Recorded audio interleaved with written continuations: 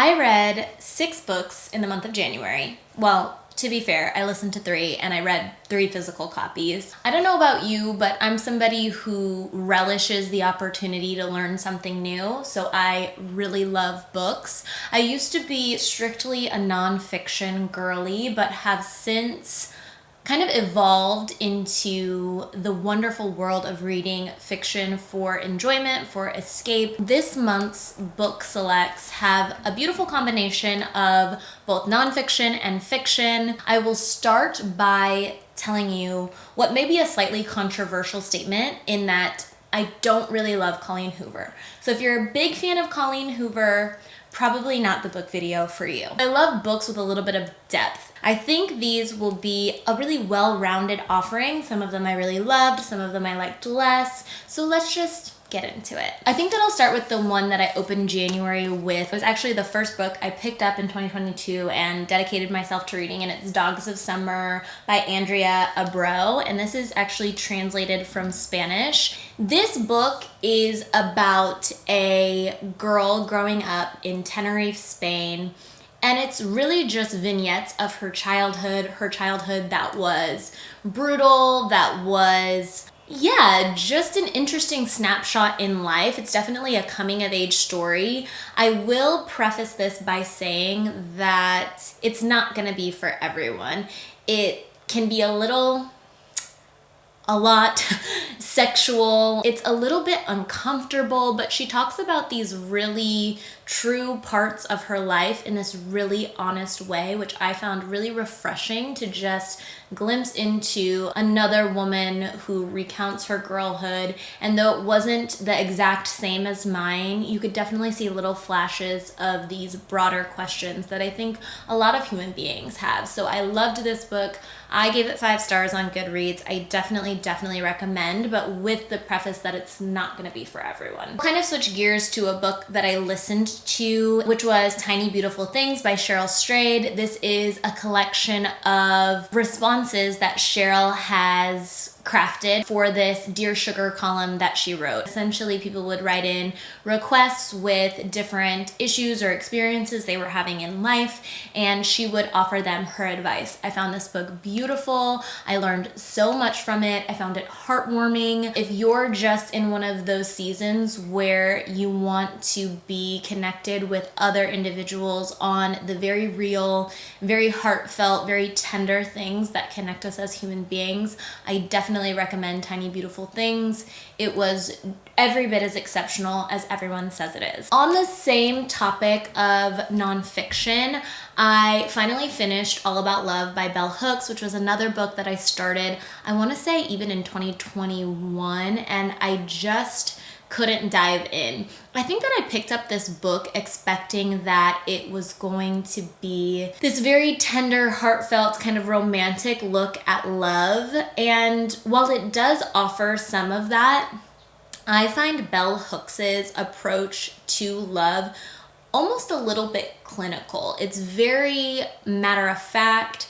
It looks at love from all of these different angles, whether it's honesty or romantic love or divinity in love. I do think that she offers some really good perspective, especially if the topic of love, how you give love, how you receive love, not in like the love languages way, but just your approach to love is a little bit, I don't want to say stunted, but you just haven't found the language to speak about such themes. I think this is a really good place to start, and I think Bell Hooks does a really beautiful job. That being said, I didn't get everything I wanted from this book, but it's a great one to have. This was a book that I recommended in my Substack a couple of weeks ago in TT's Top 3, but it's Everybody, a book about freedom by Olivia. I will put the book screenshot on the screen somewhere. This was a book that I started in January, finished in January. I was listening to it on my afternoon walks, and I will say,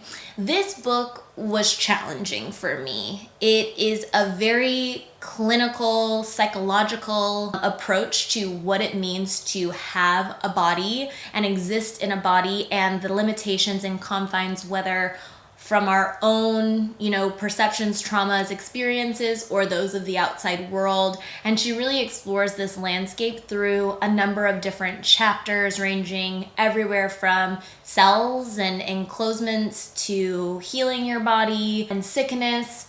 And even now explaining it, it's kind of hard to find the right words and terminology to properly express what this book is about. I will say, I gave this book a 4-star on Goodreads, I believe, because it is a book that really challenged my beliefs. It was very informative, especially from a psychology perspective. She takes a lot of Reich's approach to the body and interweaves that throughout the entire book. And so I learned a lot of things that I didn't know before, and it definitely changed my point of view on bodies as a whole and freedom. But I will say it's not the easiest book to get through. That said, really important book. If you're looking for something light and zippy and not this deep, Everybody might not be the book for you. Next is a book that I listened to on Audible. It's called Sea of Tranquility by Emily Mandel. This is not my typical category of book. I tend to veer away from sci-fi and fantasy,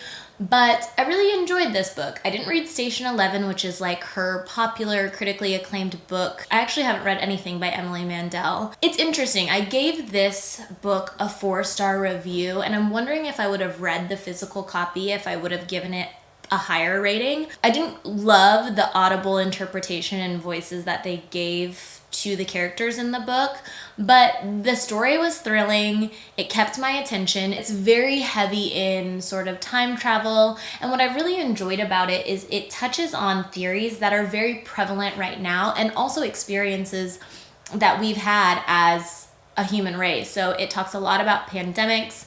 It talks a lot about, this idea of what if life is a simulation. It kept my attention, unlike any book I've ever read, but I would definitely recommend it, especially if this is your sort of thing. Last but not least, I read On Earth We're Briefly Gorgeous by Ocean Vuong, and this was another book that I started back in 2022 near the end of the year, and found it kind of brutal, especially some of these beginning opening scenes, but finally had the guts to do so, and I am so glad that I did. This is such a beautiful book. So it's fiction, I learned, which is really surprising to me because it feels like the author's own experience is interwoven so deeply into the pages. It's basically an open letter to the main protagonist's mom, who is an immigrant from Vietnam. It reads almost like this dreamy look into their lives. It's heartbreaking, it's tender, it's beautiful.